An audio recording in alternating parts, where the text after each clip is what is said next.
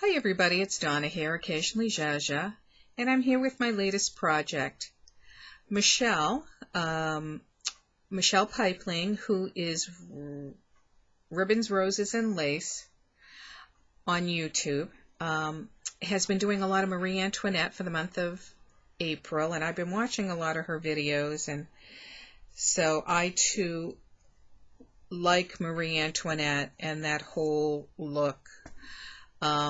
So I thought I would do a few as well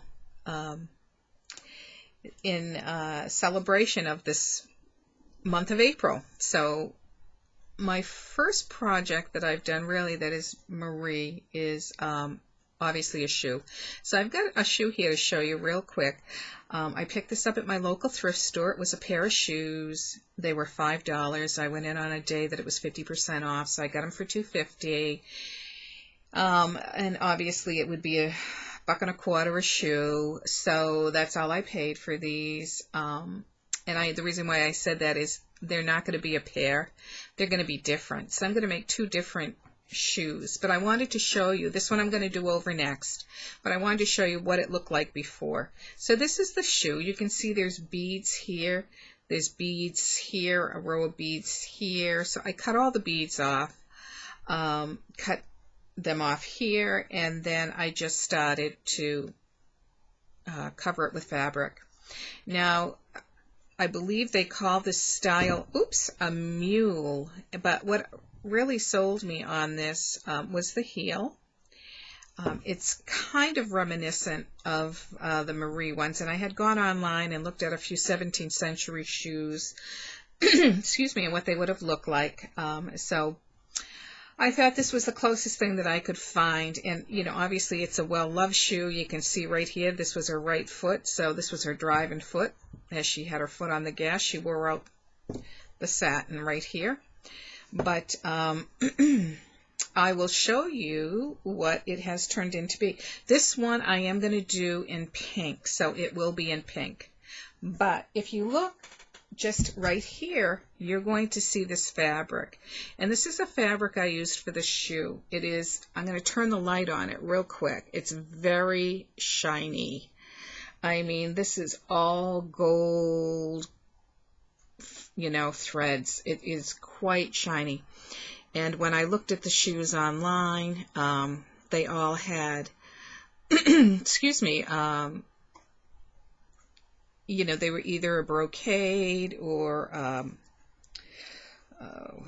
tapestry type, fabric. So here's mine. And so I did it in blue. So this is my finished shoe. And so really basically all my embellishments are gold. Let me just turn that down a little bit. So as you can see, excuse me, the toe really is quite shiny with that brocade. It really is. And on the inside of the shoe as well. Very shiny, very gold. So here on the side I put a gold flower, and then I found these pearls that I had in my stash that really kind of match the blue in the fabric. So it brings a little bit of color to the gold as well here and there. The toe, the part that really speaks is this center medallion, and I wanted to put an image of a 17th century gal there, similar to Marie. I could have done a Marie one, but I had this in my stash. I had purchased it, and I'll tell you where I got the stuff for this in just a sec. So I did put a little gold trim here. I did this in just the braid, your typical braid. But here, this centerpiece, I got, let me just bring this forward a little bit. This piece here underneath the frame is a whole applique piece. It is silver, so this is quite shiny too. And a lot of metallic threads in it. And it's a applique with two flowers. The flowers tend to be a little sheer, as you can see. And then I popped the center medallion over it. So just trying to get this so the lighting is halfway decent so you can see it. So to talk about this centerpiece. This centerpiece, I'm going to see if I can bring this forward a little bit. I don't know. And maybe see if the camera will focus in on it. This is an image, well, it's not good, that is 17th century. That's better. It's a 17th century gal of Marie's time. And I got this cabochon with the image from creatingwithdetails.com. That's May Larson shop. I had got it a while back. I got this one, and I think one red one as well, a lady in red or something. But I had this frame, and it was white. And then what I did is I took that gold paint, and I just gilded it out. So it's gold, just like the shoe. I put this trim around the edge, which, you know, I think you're probably all familiar with that. That's from Joann's.